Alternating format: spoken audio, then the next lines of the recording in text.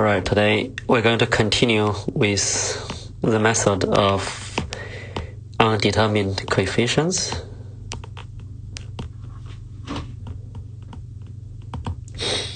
As you may recall, last time we calculated the case for the stencil being xi plus 1, and xi plus 2 to approximate u prime at xi.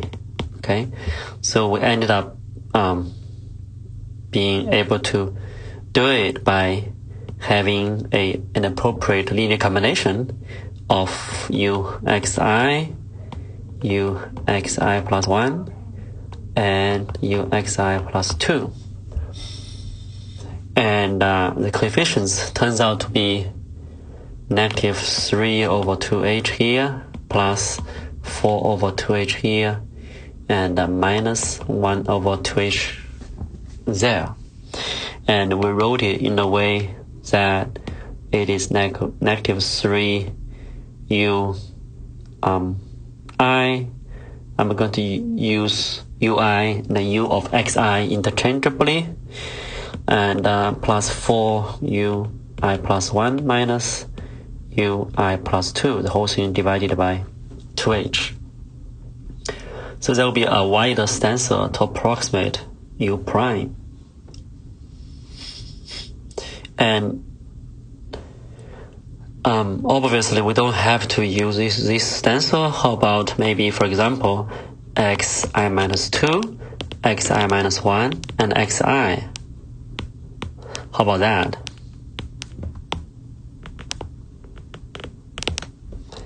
Or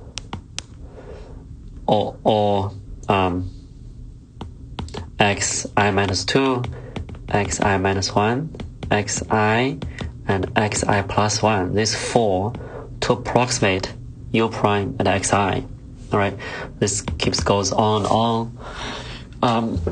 So we should find a way to generalize this to a generic stencil. So let's say we want, so the goal here is that we want to approximate u prime at x bar with x bar being one of x1, x2 to xm, for example. Okay.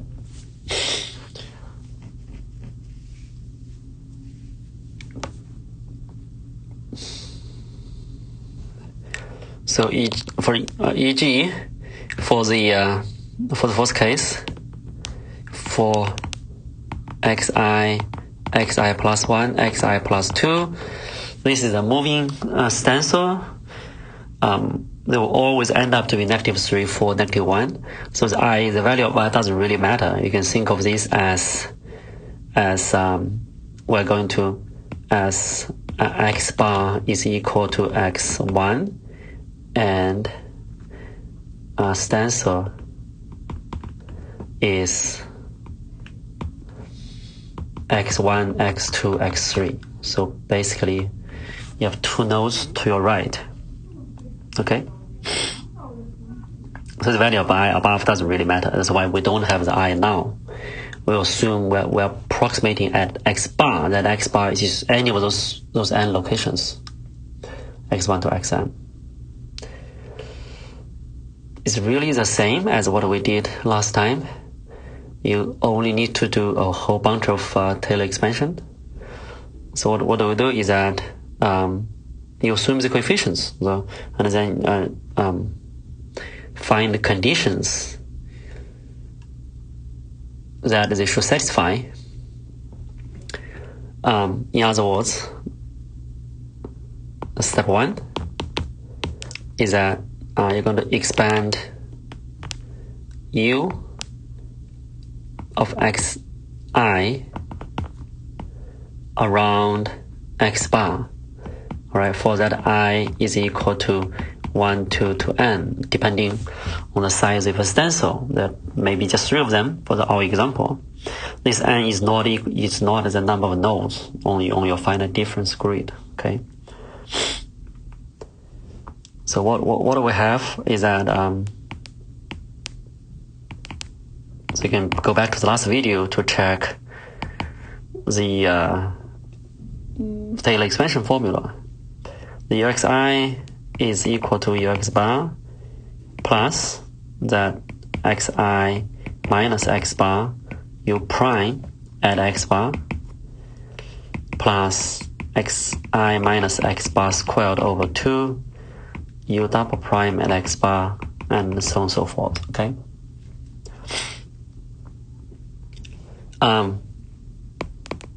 Step 2, we determine those undetermined coefficients. So assume the coefficients are a1 to an. In other words, we have a1 u x1 plus an u xn. This linear combination is going to approximate u prime at x bar. All right. So what this means is that for the expansion above, we have n of them, I is from 1 to n. We're going to multiply each of them by ai. Okay. So, and then add them up. So we're going to have a1 fu at x bar plus xi minus, x1 minus x bar u prime at x bar plus x1 minus x bar squared over 2 u double prime x bar, so on and so forth. This whole thing multiplied with u1 plus a2, the same guy. The only difference is that it's x2 minus x bar here, and then x2 minus x bar squared over 2 there, right? And so on and so forth. And again, as we did last time, we just match the resulting coefficients. And this whole thing, all the way to the end, this should be equal to a u prime at x bar. So that means step 3 is you find as a system of equations that a1 an should satisfy. So the coefficients for u bar, which is a1 u bar plus a2 u bar, so on and so forth, we're going to get a1, a2, a3, all the way to an. This must be 0.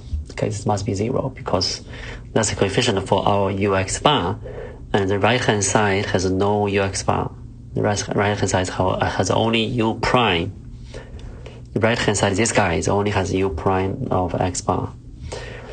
And our a1 times that x1 minus x bar plus all the way to an times x1 xn minus x bar.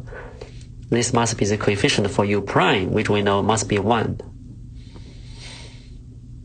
And if we go up one more order, we're going to get a1 of that x1 minus x bar squared over 2 plus all the way to an xn minus x bar squared over 2. This guy is a coefficient for u double prime, which does not exist on the right hand side, so that coefficient must be 0. Okay? And we have n unknowns, a1 to an, so that means we could have n coefficients. We could have n equations. So that means we can go all the way up to a1 and x1 minus x bar to the power of n minus 1, right? N minus 1, because we're starting from 1, that's x 1 minus x bar to the power of 0, so 0, 1, 2, all the way to n minus 1. The n of them is divided by n minus 1 factorial. That's the Taylor's expansion. Plus an times xm minus x bar to the power of n minus 1 divided by n minus 1 factorial. This is the coefficient for u to the n minus 1's derivative, which again must be 0. So that's our system of equations that determines the unknown coefficients, which eventually will give us a nice finite difference scheme. For computers, well, the way to solve this system is you use matrices and vectors. So we're going to rewrite this system as a linear system of equations in the matrix vector form. So what we have is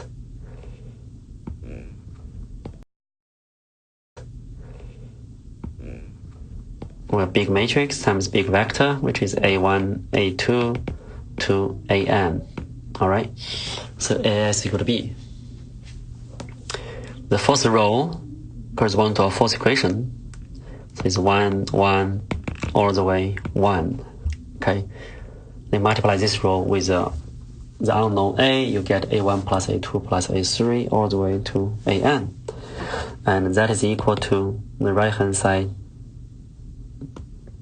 B, the first entry, which we put 0. All right. And the second row is corresponds to the second equation. So we're going to have x1 minus x bar, x2 minus x bar, all the way to xm minus x bar. And this must multiply with an unknown vector A. This should be equal to 1. And then we have the x1 minus x bar squared over 2. Notice that this right hand side is going to be 0, so we can multiply both sides by 2. We don't need to divide. We don't need to divide this by 2. Pretend you are multiplying by 2 already. So we have x2 minus x bar squared, xn minus x bar squared. This guy, the right hand side should be 0, and this all the way to x1 minus x bar to the n minus 1's power, x2 minus x bar to the n minus 1's power, and xn minus x bar to the n minus 1's power. That guy is also equal to 0. So we ended up having a size m by n matrix here, a size m by 1 vector, a size m by 1 right hand side. So obviously, if you are given the stencil x1, x2, all the way to xn, you are given x bar, so you can form this big matrix A, and then you can solve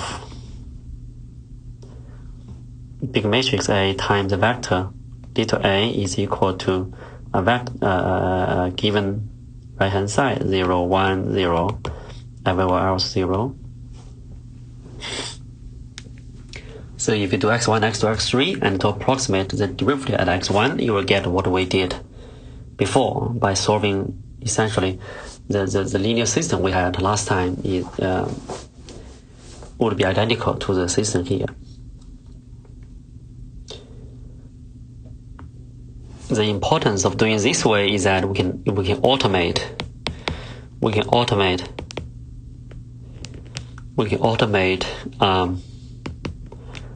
the procedure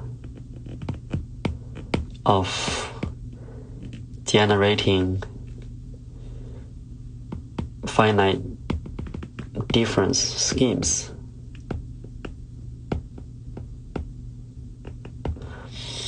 And I want to remark that the textbook has this procedure in it, and moreover, there is a website that accompanies the textbook. on their website, there's a standard MATLAB code, the MATLAB code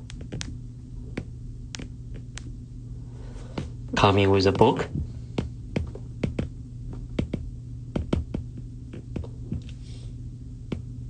Has a code for this, right? So given any stencil, and you want to approximate U prime at any location of the stencil, there is always a standard approach to find out the resulting scheme. Next, let's move on to the higher order derivatives. So the equations that we started with last time was a second order, the heat equation is a second order derivative. So not only do we need to find ways to approximate U prime, we also need to find ways to approximate U double prime, or in the 2D case, a Laplacian U, as we derived last time. So the higher order derivative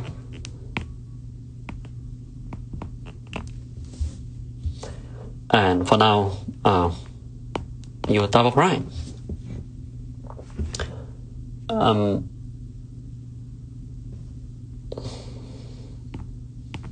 We're going to call that a D2U at xi.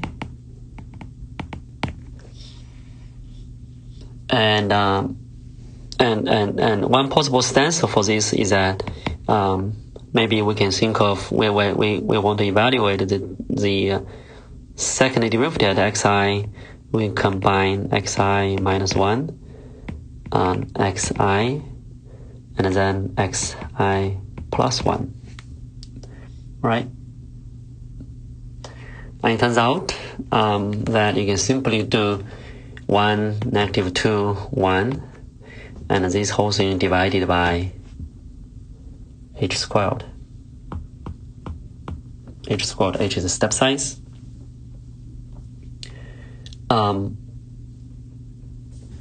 This can be done, obviously, as the same as before. So you just for the procedure we had above, you simply move so through the method of undetermined coefficients, the method of undetermined coefficients, you see,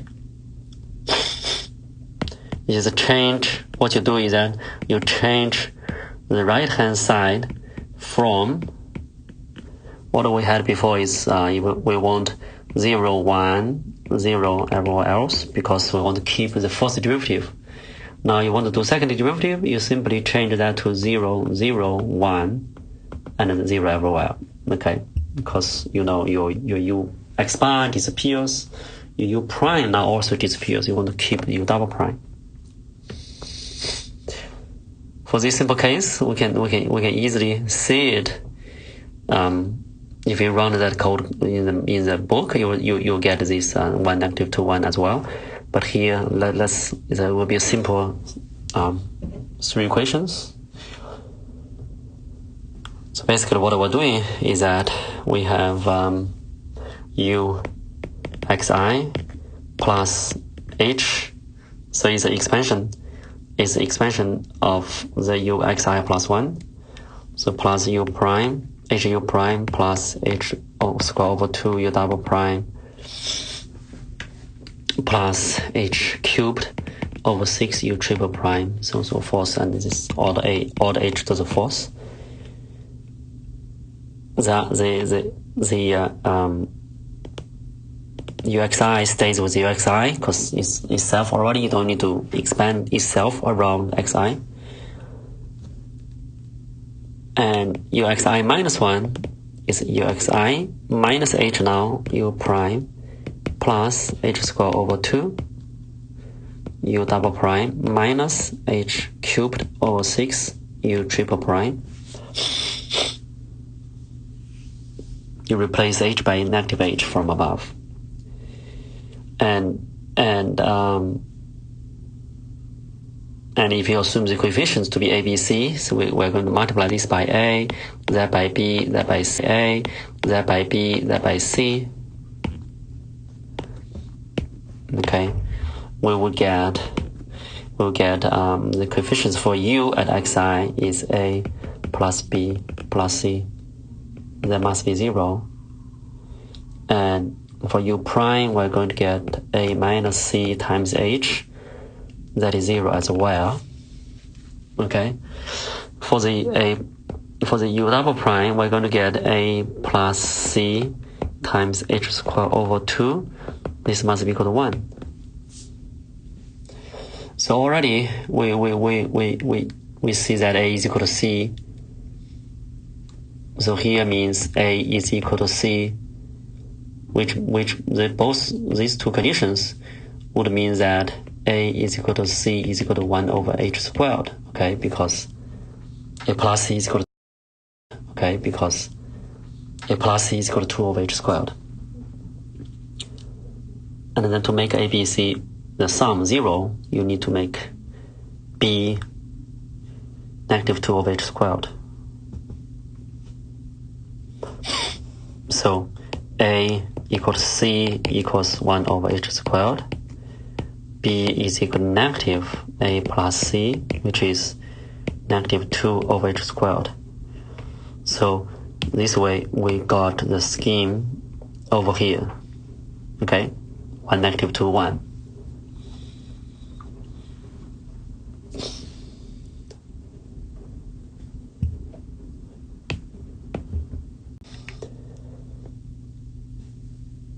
So we can see that the method of undetermined coefficients cannot only approximate u prime, but also u double prime, and actually u triple prime, so forth. It just changes the corresponding right hand side.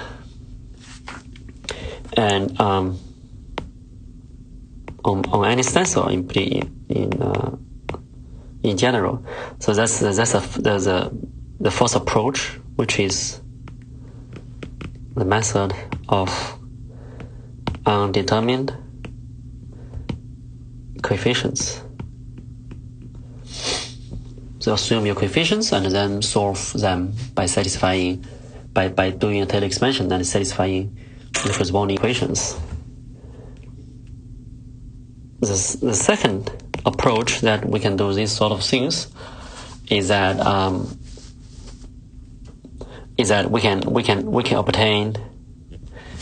You know, here what's essential is that you know the function values, and you want to approximate its derivatives. Okay, so as we did in numerical analysis 1, once you are given a function values, you can do a interpolation to come up with an analytical form of a function which approximates your unknown function.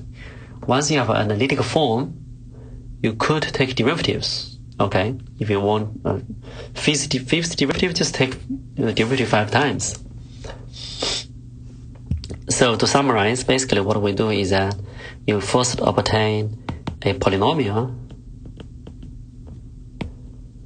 that interpolates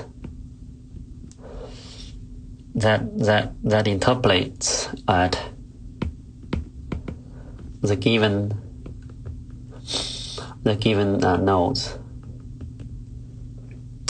and then you differentiate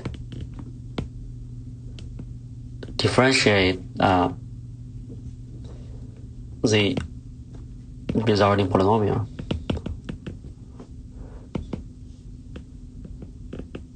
Differentiate and evaluate.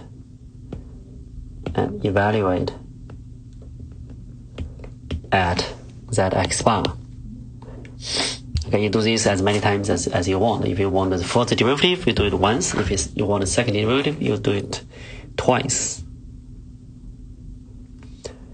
So, as a simple example, you have you're going to get for the xi minus 1, xi plus 1. Okay, we're going to have 3 values: u, I minus 1, ui, and ui plus 1. What you can do is that this will give you an interpolating polynomial. So you have your px is going to be equal to your u by the Lagrange form that we did last semester.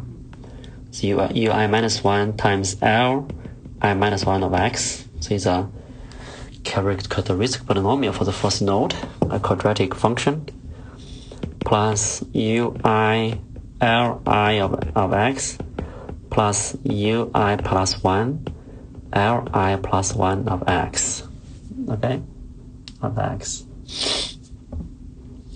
And then of course you simply need to differentiate. If you differentiate this p once, its function, you are going to use ui minus 1, ui plus 1, those are constants, so they stay the same. You simply need to differentiate the characteristic polynomials.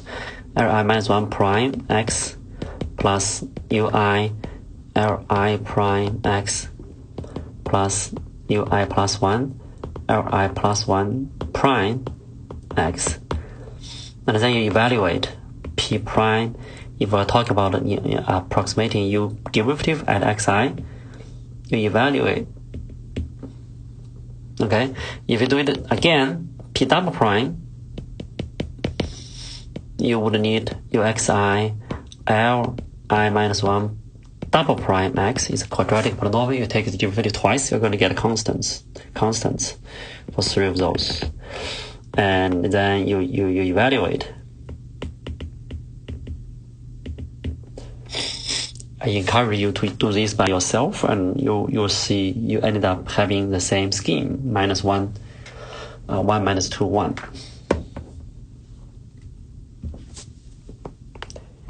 A third approach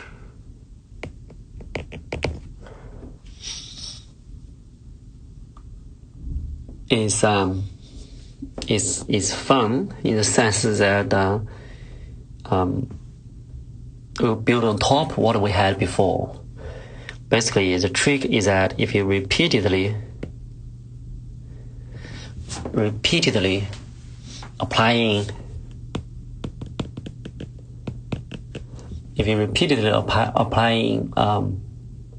the first order derivatives,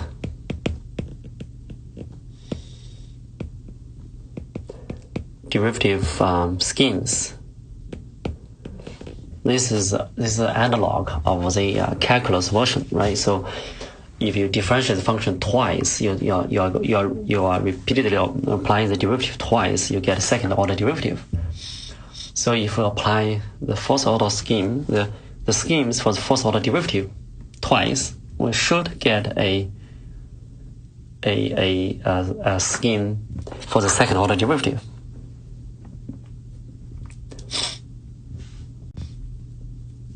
So let us carry this out for going from the d minus, d plus, and d0, what we did last time, to the d2. The d2 is second order derivative at xi.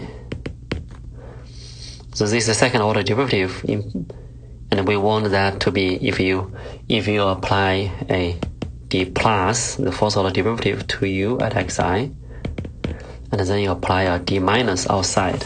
Okay, you do the derivative twice, you should get the second derivative. So what do we do? This is d minus, and we know d plus u. D plus u is u at xi plus 1 minus u at xi divided by h. Okay, divided by h. So this d minus d plus are all linear operations. So you can apply this d minus operation. By operation, I really meant that this d plus is just placeholders, that xi. So d plus of u at anywhere, I'm going to use a dot to denote it. Okay, this is basically just that u of that dot anywhere plus h minus u at that dot divided by h. My favorite example is a banana, like some of you know. So d minus u at any dot, any input, is that u at the z input minus u at z input minus h divided by h. Okay. So going back here, we have d minus. We're going to have one.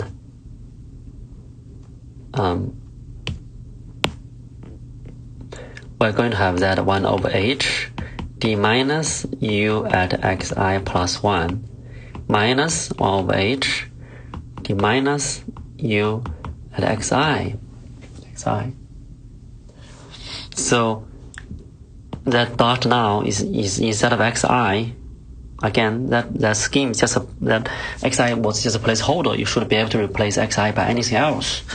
It's just a notation. If we replace that xi by xi plus 1, so the original xi plus 1 now becomes xi plus 2. Okay. That would be to apply the d plus again. Now we're doing the d minus. So d minus is 1 over h times that location itself minus that location minus h, which becomes xi divided by h. All right, minus 1 over h. U, the d minus, is u at itself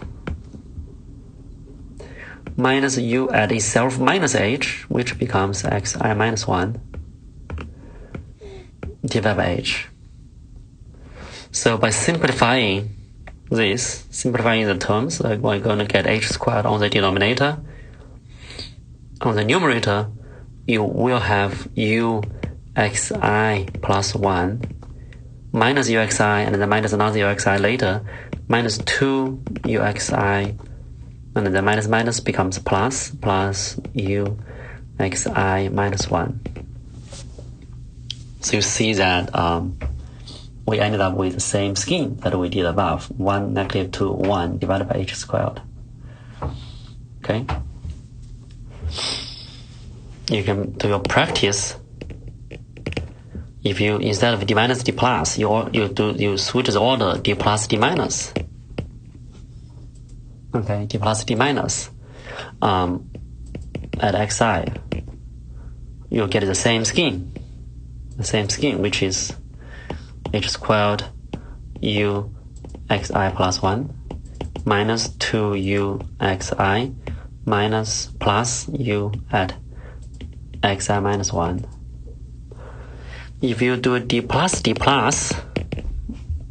okay, every time you do plus, you step one step to your right, we would get, so if you do 1 d plus, you get xi plus 1 and xi. You do it again, xi plus 1 becomes xi plus 2 and xi plus 1. So you're going to get a scheme that xi and then xi plus 1 and then xi plus 2. Okay, so that's the one that we did already. You will see this would become negative 3 plus 4. Oh no, that's not the. So that was wrong. That was for u prime. But you would get certain linear combinations of ui plus 1, ui plus 2, which would be approximating u double prime at xi. Okay. Similarly, you can do d minus. An interesting one is that what if we have a d0? What if we do that, right? We do d0 u xi. You will have d0, and you apply once to uxi. We know that is 2h uxi plus 1 minus uxi minus 1. All right, and this is 1 over 2h d0 of uxi plus 1 minus 1 over 2h d0 uxi minus 1. And Again, that was xi was just placeholder. Now you're talking about xi plus 1. So that is 1 over 2h. And this guy is, again, 1 over 2h. And xi plus 1 becomes u xi plus 2. And xi plus 1 minus 1 becomes uxi. Okay? And here you have 1 over 2h. 2h uxi minus 1 plus 1 becomes uxi minus uxi minus 1 minus 1 that's xi minus 2. So if you simplify this, you're going to get 4h squared. You're going to get uxi plus 2 and minus 2 uxi and then plus uxi minus 2. So it's pretty interesting to compare these two of them. Right, you have one negative to one. You have one negative to one for both of them, but this one is a wider stanza. Is from I plus 2, I, then I minus 2. You're going to divide by. It's like the step size now becomes 2h. So it was h squared. Now it becomes 2h, the whole thing squared, which is 4h squared. You could recover another interesting to recover what we had the number 1 here, number 2, right? Number 1 there is that, well, because each time you're going to take a step to your right and a step to your left. If you take half step, but you do it twice, you're going to end up with one single step, one whole step. Okay, so a sort of another way to view this d0 is that if by d0 I mean a half step to the right and a half step to the left. Okay, then what we are doing, u at that xi plus h over 2 minus u at that xi minus h over 2. Okay, now this is divided by not 2h anymore. That 2h was the distance between the two locations. Now this is divided the difference. Okay, for the fourth derivative. So here is h. Is h over 2 minus h over 2, right? That's just h. So this is 1 over h of your d0 u at xi plus h over 2 minus 1 over h d0 u xi minus h over 2. And apply d0 again. You take half step to the right of xi plus h over 2, which becomes xi plus h, which is xi plus 1, minus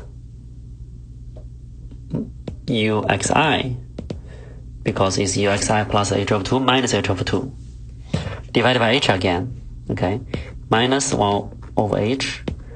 This is u half step to the right becomes xi, and then half step to the left becomes xi minus h over 2 minus another h over 2. That's xi minus h divided by h. So this way, you're going to recover the number 1 scheme, which is h square on the bottom.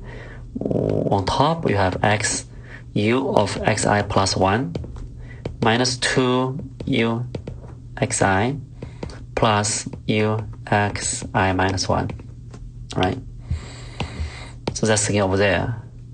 The number 3, the way to do number 3 is the same as number 1. Alright, that's it for this video. Next time we'll talk about how we can apply this scheme to solve the second order steady state equation.